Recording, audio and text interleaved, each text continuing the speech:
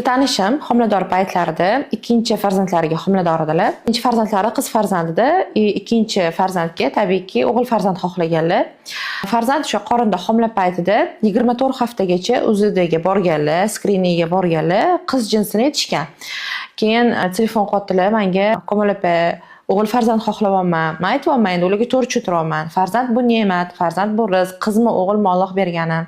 Lekin o'sha bilamiz, payg'ambarimiz Muhammad sallallohu alayhi vasallam Muhammad ismini qo'yaman deb niyat qilib, ota-ona er-xotin niyat qilib, mana shu narsani Allohdan so'rashsa va istig'forni 40 mingta, 80 mingtaga yetkazib, chin yurakdan aytsang, Allohga oson, mana shu narsa bo'ladi deb maslahat berganman. Farzand homila paytida 32 haftaligida borgan va Doppler, eng oxirgi o'sha Doppler deymiz-ku, Dopplerga tushgan.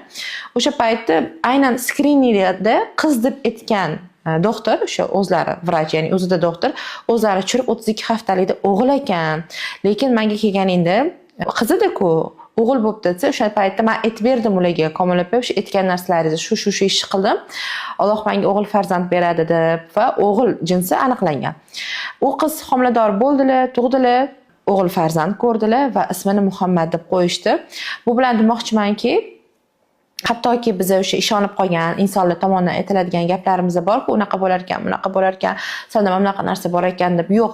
Hammasi faqatgina Allohga ayon, faqatgina undan so'rash kerak va albatta istig'forni har qanaqa ishga nisbatan, rizqqa nisbatan, farzand ko'rishga nisbatan hamma narsaga o'qisanglar juda ham foydasi zo'r.